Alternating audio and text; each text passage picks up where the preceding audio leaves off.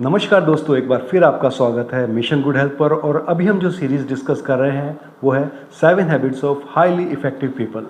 और आज हम हैबिट नंबर 5 का डिस्कशन करने वाले हैं कि seek first to understand then to be understood. माने कि हम पहले दूसरे को समझने की कोशिश करें बनिस्बत कि हम अपनी जो एम्बिशंस है, अपने थॉट्स हैं, उसके ऊपर थोपे। अमूमन ऐसा होता रहा है कि एक किसी भी लैंग्वेज को जानने के लिए या किसी भी कम्युनिकेशन को समझने के लिए हमें इतना बताया जाता है कि communication is the most important thing either in your personal life और इन योर ऑफिशियल सेटिंग्स। कहीं भी जाइए, आपको एक मैच्योर रिलेशन के लिए, सस्टेनेबल रिलेशन के लिए, एक ट्रस्टवर्दी रिलेशन के लिए सबसे ज़रूरी होती है फेथ। और वो कैसे आता है? That comes when you understand somebody, when you listen somebody. Generally communication में हम लोग क्या क्या चीज़ सीख लेते हैं? How to read, how to write and how to speak. ये 3 चीज़ें हम जरूर सीखते हैं इसके अंदर और ज़िंदगी लगा देते हैं सीखने के लिए। But have we ever heard, क्या कभी हमने कोशिश की है इस चीज़ सीखने की कि आर्ट ऑफ लिसनिंग? क्या हम दूसरे की बात सुनते हैं? Definitely not. और अधिकतर समय में हम लोग सुनते नहीं हैं, और बाई चांस कभी सुन भी रहे होते हैं, will listen with an intent to reply, कि सिर्फ इतना सुनते हैं कि हमें जवाब देना है, या फिर ऐसे सुनते हैं कि हमें एडवाइस देनी है किसी को।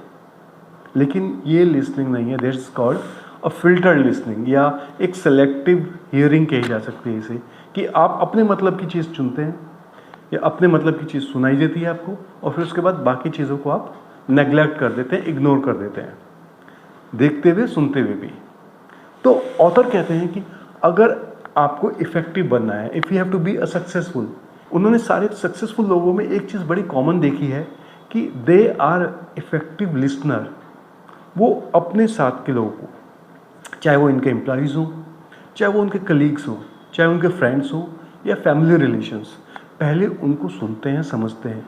दे गिव ऑल देयर ईयर्स, बड़े अटेंटिवली सुनते हैं। उसके बाद वो अपना सजेशन रखते हैं और अपनी चीज़ें बताते हैं। स्टीफन कॉफी कहते हैं कि आउट ऑफ 7 हैबिट्स उन्हें सबसे ज़्यादा पसंद चीज़ हैबिट आई है, जो सबसे ज़्यादा इंपॉर्टेंट हैबिट लगती है।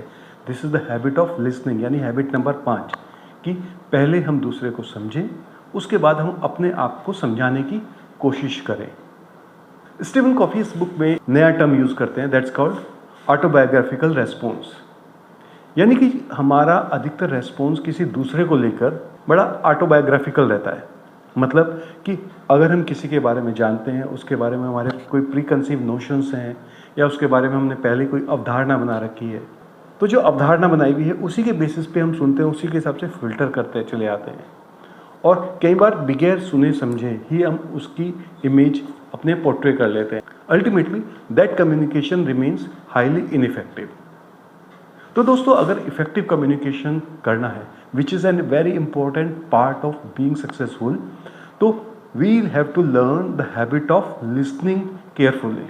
If you listen somebody with an intent to understand, तो ultimately you will able to get the whole picture of it, और काफ़ी चीज़ें आपको समझ में आएंगी, and then you would able to build a very trustworthy, a very sustainable relation. चाहे आप अपने बिजनेस सेटिंग में हो, चाहे अपने ऑफिस सेटिंग पे हो, या आप फैमिली सेटिंग में, कहीं भी आप इस रिलेशंस में होंगे, तो वो आप इफेक्टिवली कंट्रोल कर पाएंगे, समझा पाएंगे।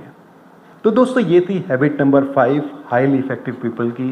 हैबिट नंबर 6 हम लोग डिस्कस करेंगे नेक्स्ट वीडियो में। अगर ये वीडियो आपको पसंद आई है तो इस वीडियो को लाइक करना और शेयर करना मत भूलिएगा। और इस चैनल पर अगर नए हैं तो चैनल को सब्सक्राइब कर लीजिएगा, ताकि इसी तरह की वीडियो आपको आगे भी देखने को मिलती रहे। फिर होगी आपसे मुलाकात एक नए इंटरेस्टिंग टॉपिक के साथ। तब तक आप अपना ख्याल रखिएगा। Thank you very much for watching it.